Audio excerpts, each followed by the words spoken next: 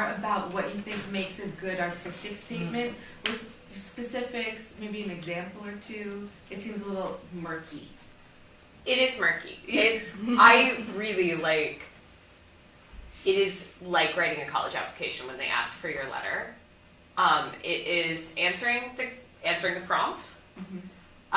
If there are any weaknesses in your application, not pointing them out, not neon arrows, my video sucks, but my video's not the best quality, but here are the things that you're going to see showcased in it, or here are the supplemental materials I've provided to help shore that up. Apologies for the guy's head blocking the camera during, 114 and 116, Yeah. Things like that where you're like, oh God. Right. Oh, okay, it's going to be over quick, It's also a great place to say,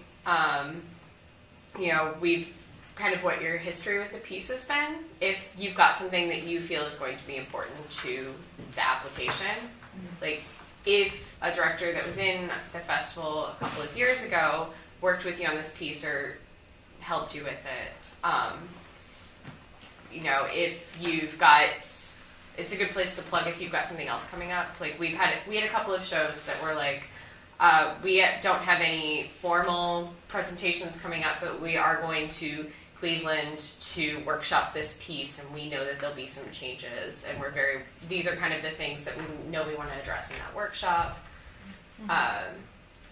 It's really answering the prompts. Like, if I read your artistic statement and I asked you to talk about why you want to be in All for One Theater Festival, and you don't mention the All for One Theater Festival in your entire artistic statement, I am unlikely to look favorably on your application.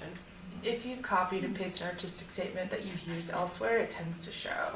Because everyone wants different things. Some places will just say artistic statement with very few guidelines. Some places, like, we provide a very clear prompt for what we want. And you do want to, as much of a pain as it is to rewrite it every time. And I know it sounds like such a silly thing, but use good grammar. We want to see that you're passionate, and we want to have all the information about your show and you and why this story is so important to be told.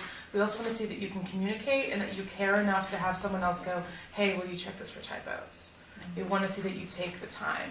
And if you wait to the last minute, like we were talking about earlier, that's not going to happen.